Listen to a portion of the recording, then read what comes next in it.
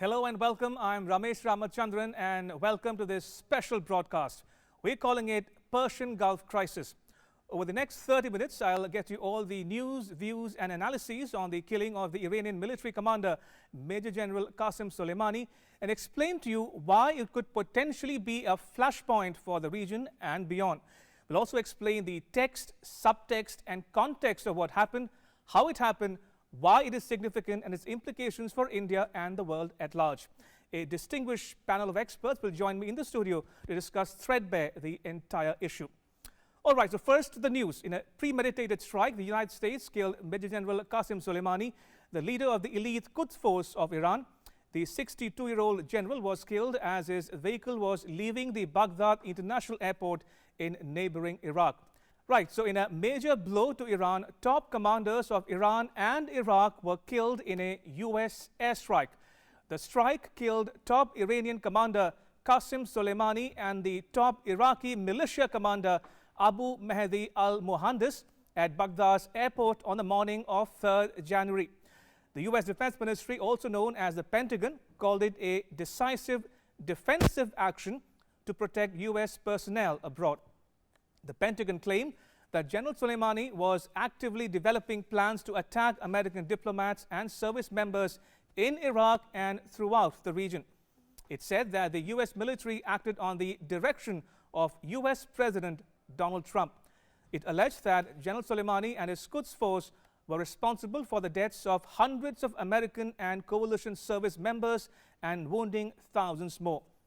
The airstrikes had been carried out against two targets linked to Iran in Baghdad, General Soleimani and Abu Mahdi al-Muhandis.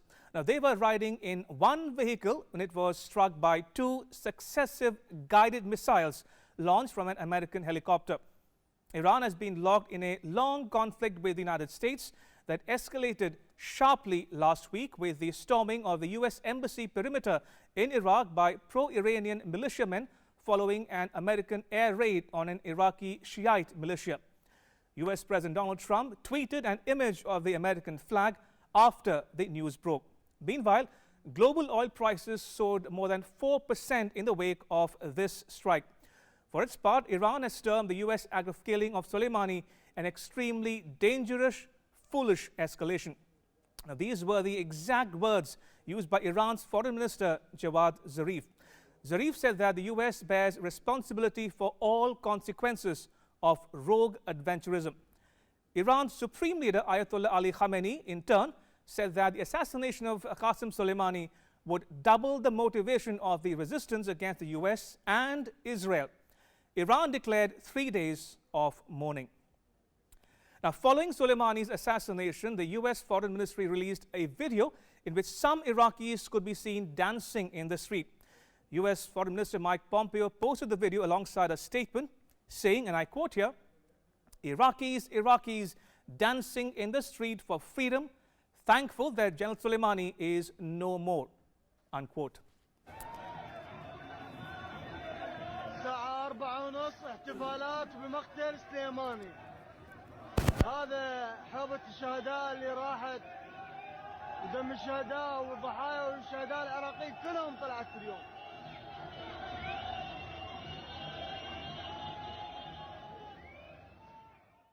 All right, let's take a deep dive into the various issues involved at play here. There are 8 key points.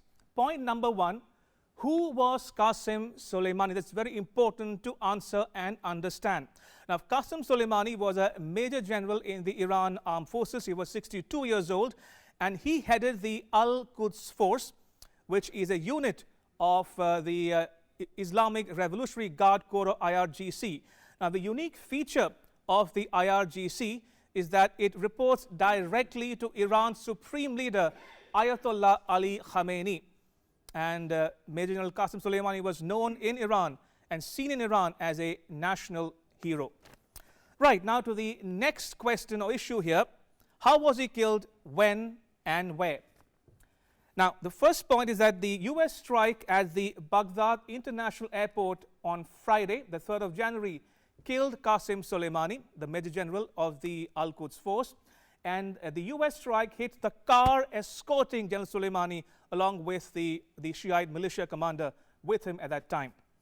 And Soleimani arrived reportedly from either Syria or Lebanon. Right, moving on to the third point here. Who carried out this strike? Undoubtedly the US did, and the US claimed responsibility for this strike. Right, moving on to the fourth point here. What did the US actually say after the strike? Now, Trump tweeted nothing but the image of the US national flag. He did not say anything else but just the image of the national flag. But the White House put out a statement, and I quote here, "At the direction of the president," let's move to the next graphic here, "the US military has taken decisive and defensive action to protect US personnel abroad by killing QassemSoleimani, the head of the Iranian Revolutionary Guard Corps Quds Force, a US designated foreign terrorist organization," unquote. Right, and the Pentagon, for its part, confirmed the airstrike and said Soleimani was indeed killed.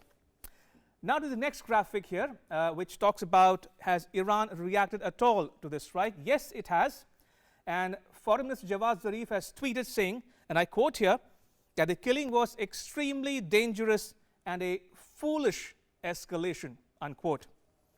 Moving on, now what could be the implications for India in all of this? That's a very important question to answer and comprehend going forward. Iran is important for India's energy security. Remember, India imports oil from Iran, and it's a key provider, a source for crude oil.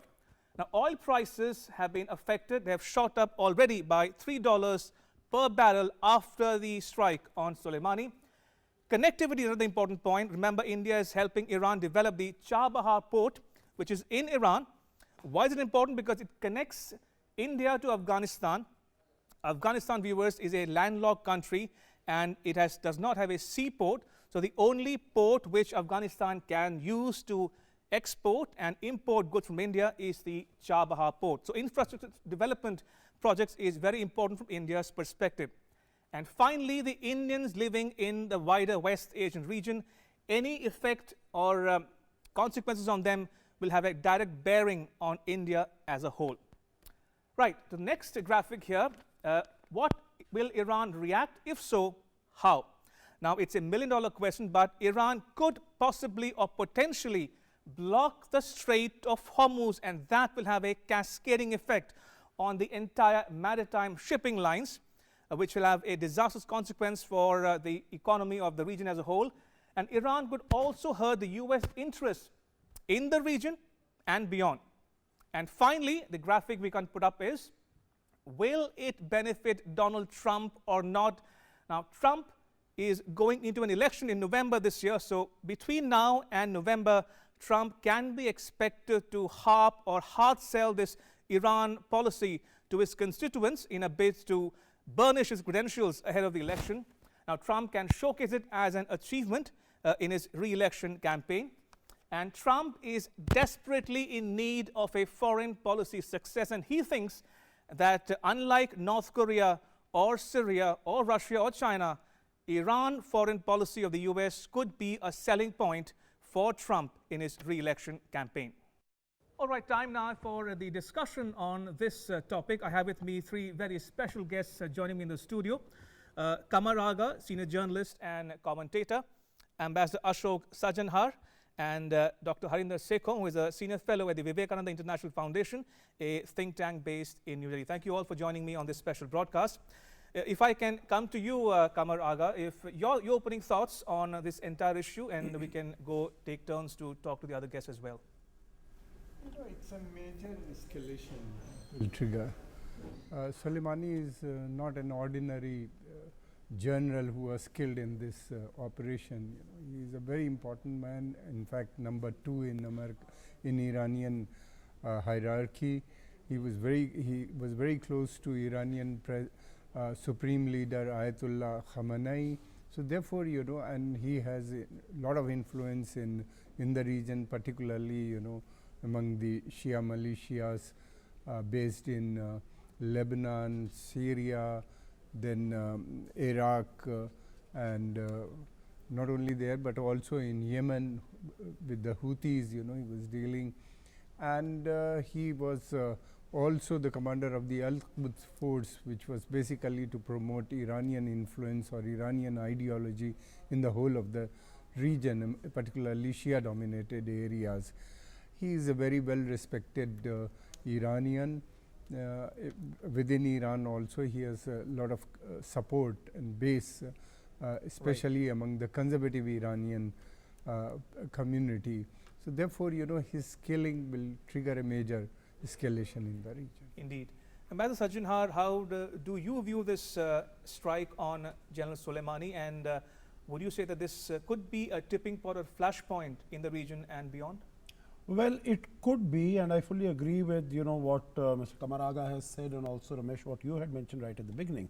It definitely is a very significant escalation, because in more ways than one, he was a poster boy as far as the Iranian Revolution is concerned. Someone has said that he was like a mix of James Bond, Erwin Rommel, and Lady Gaga. It was his influence and his reach extended to all these segments of the Iranian society. And I think we can make out in terms of his importance, because the Iranian government has declared a 3-day mourning, which is not something that is done for any general who is killed.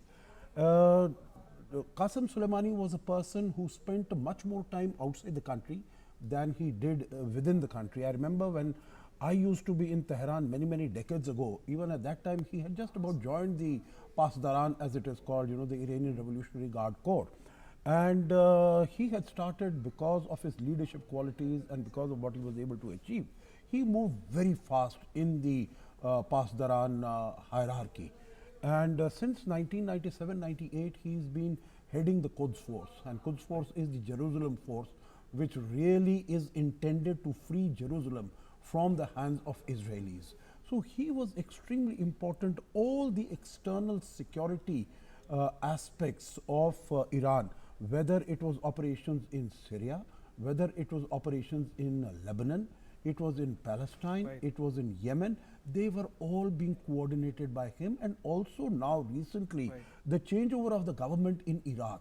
So he was involved in all these areas, and he was really the eyes and ears of the Iranian government as far as West Asia is concerned. So his killing, and as it has been said, at the express instructions of President Donald Trump, I think this has really shaken up the Iranian establishment. And that is why we see the sort of responses and reactions from Jawad Zarif, the foreign minister, and from the others. So I think we can definitely see something happening. The Americans have also told all their citizens to move out of Iraq as quickly as possible. So it is not only as far as Iran is concerned, but it's also its relations with Iraq, which have also deteriorated. Absolutely. And coming to you, Dr. Sekhom, would you say we've reached a tipping point? Definitely a tipping point, because so far what was happening in the Middle East and the Iran-Iraq, there was an escalation since May 2018, when the United States, when President Trump said that they were going to go back on the nuclear deal and start renegotiating. Tensions had been mounting. But if you notice, so far it was done through the proxies. It was the militias, it was the proxies, and this time it is the Pentagon which is assuming, and this Pentagon is assuming responsibility for this attack, and they say that the orders have come directly from the White House. So that is an important point to note, and coming straight from the White House means a direct confrontation between the United States and Iran. So how this pans out is going to be very interesting. There's going to be retaliatory moves by the Iranians, definitely, but I think the US, as was just mentioned, that they've also asked their citizens to vacate both Iran and Iraq, and maybe they're going to send in some more forces or electronic monitoring. So I think that is the important tipping point as of now. Indeed. And Mr. Aga, as Ambassador Sajjanhar was pointing out, Soleimani was no ordinary soldier. He was the head of the elite Al-Quds force. which was a unit of the IRGC and reported directly to Supreme Leader Ayatollah Ali Khamenei. So my question to you is this, short and simple: will Iran take it lying down or not? Will Iran retaliate? If so, how, where, when? You see, I think Iranians are quite pragmatic in their response. We have seen in the past, they take time and responded. Earlier also we have seen, be it a case of Britain, when the British forces have seized the Iranian vessel. So they detain, after a while, they detain, or many other such examples you would find.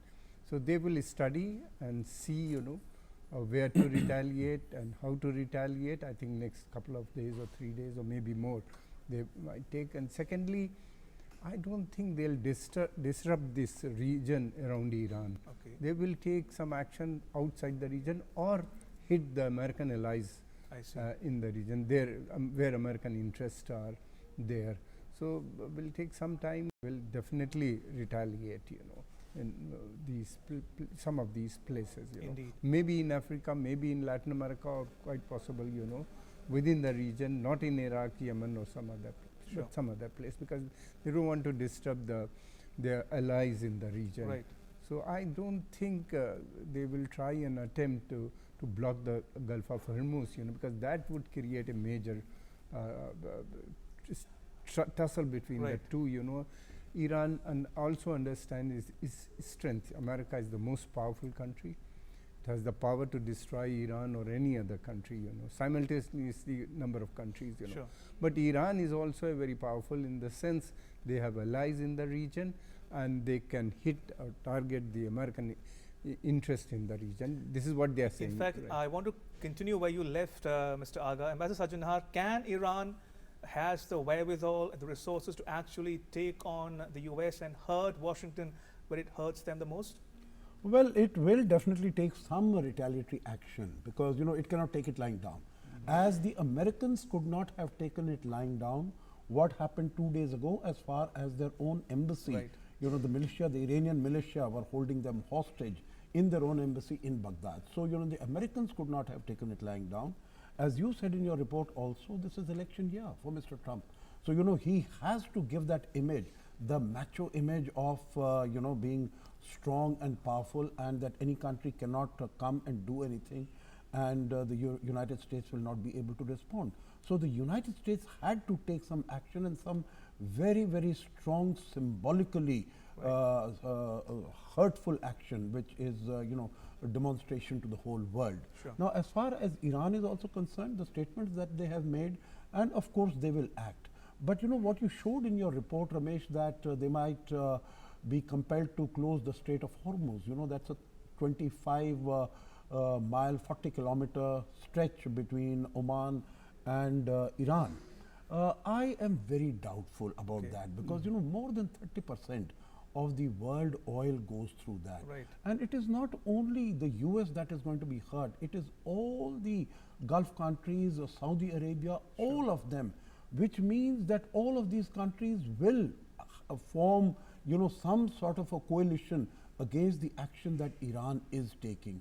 So I think that will be a foolhardy, counterproductive action on the part of Iran to do. And of course, the oil that comes out of that goes to Japan, that goes to India, that goes to China, many of them who are its friends. Right. So I think Strait of Hormuz is not the way to go, Alright. but action will take place, and I think action will take place militarily, also basically to satisfy its own domestic constituency, because today is Friday prayers would have taken place, and again, the speakers there on the Friday prayers would have spoken about this, that retribution and revenge will definitely be taken, and these will not be empty words.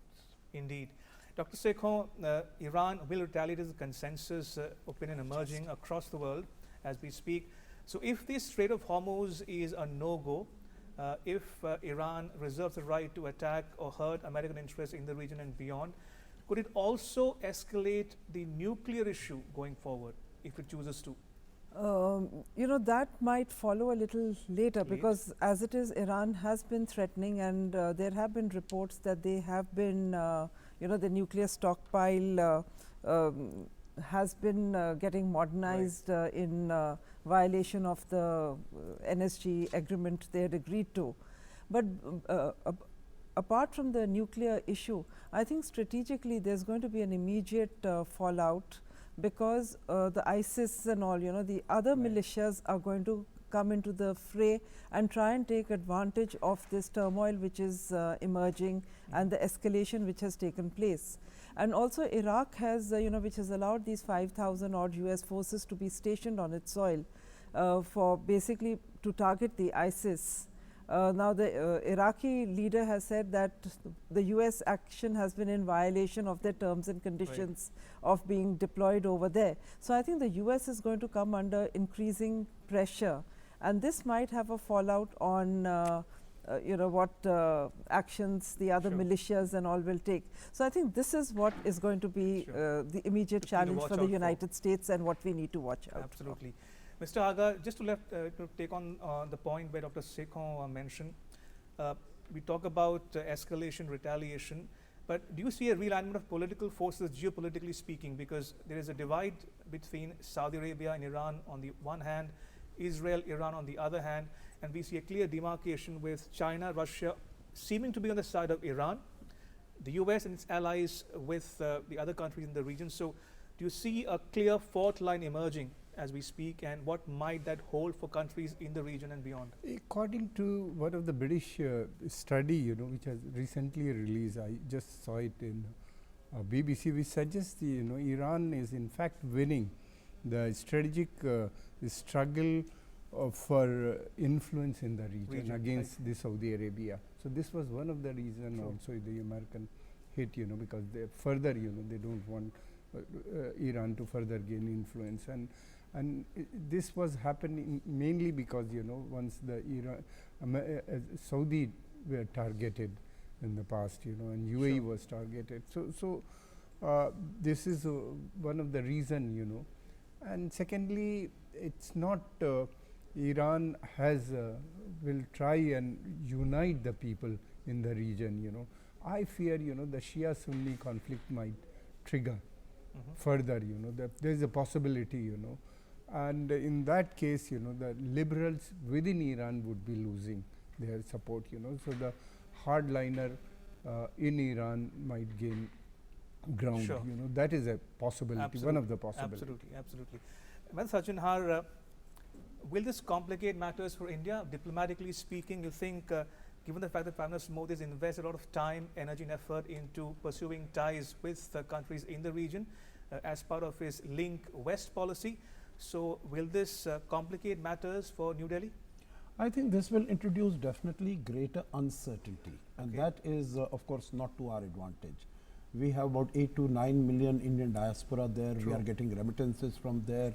We are dependent to a very significant extent on our imports of hydrocarbons. To 83% of our requirements of oil is imported, 45% of our requirement of gas is imported, very much from this region. And of course, this is a very significant region also for our trade and exports.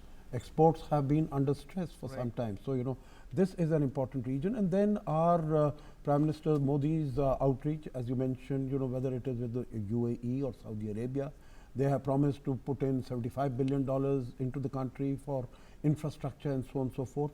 So any uncertainty of that nature is definitely going to have an impact upon that. And if our remittances, which we get about $70 to $80 billion, more than 50% come from this region. If they get affected, our current account deficit tends to be affected. So any sort of uncertainty, and as you mentioned, within these few hours, 4% increase in price of oil, $3 per barrel. That itself, our foreign exchange reserves, our requirements, that is going to sort of, have a huge impact, particularly when our economy is not doing all that well. So I think any uncertainty and any lack of stability or security in the region will have adverse implications for India. Unfortunately, I'm completely running out of time, but very quickly, one last comment from all my guests, starting with you, Dr. Sekhon. The implications for India in all of this, and what must India watch out for? Firstly, I think it's oil supplies and the gas. If the Strait of Hormuz is blockaded, and we're going to have an adverse trade balance with the region, and the oil prices have already started going up. And also, I think that has been taken up by Ambassador Sajanhar. But India always comes under increasing scrutiny and pressure from the United States. True, and true. Iran is already under sanctions, and we have been trying to negotiate that through some kind of arrangement with the Iranians. I think there's going to be further pressure on that. And also, if Turkey and all come in, because we've been taken a lot of flack from the Americans over the S-400. True.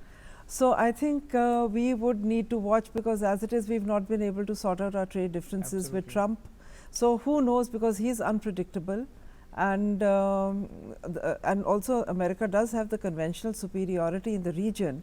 But I think this is going to be a long haul thing, because Iran has the advantage in the sphere of asymmetric warfare. Sure. So India would need to do a lot of deft diplomatic maneuvers in the region. Absolutely. And Mr. Aga, would and should India be worried? Yeah, India should be worried. I think it provides an opportunity to India. India is All one right. country which has a very good ties with Iran as well as with the Americans. And there are a large number of liberals within Iranian, they want to renegotiate the nuclear deal once again. All right. Iran is quite prepared for that, Secondly, yes, it is a major problem for India, because if the oil supplies disrupt or the oil prices goes up further, will have adverse Sure. impact in our economy. Ambassador Sajanhar, Dr. Sekhon spoke about deft diplomacy, so I'll give you the last word. How should India navigate this situation? I think definitely speak with Iran, speak with the United States, with both of whom we have excellent relations. Speak also with Russia and China, because Russia and China have been big supporters, and I think the support for Iran right now is going to even increase. Speak to players and actors, Ramesh, in the region, like Oman, and the others who have been doing backdoor deft diplomacy and trying to bring the countries together. Like even the signing of the JCPOA in 2015 was done with the efforts of countries like Oman, small countries, but they play a very useful role. Sure. Even as far as UAE, Saudi Arabia action against Qatar, it was basically Oman who, being a member of GCC, did not Right. join, but they were doing back channel diplomacy. So I think these players, these actors from the region who are also as concerned that there should not be any escalation, we should work together with them also. All right, on that note, I want to thank my guests, Mr. Kamar Aga, Ambassador Ashok Sajanar, and Dr. Harinder Sekhon for joining me on the special broadcast. Appreciate it. Thank you. And that's a wrap on this special broadcast. But news continues here. You can catch all the latest updates on our social media, mobile and digital platforms. Thanks for watching. Bye.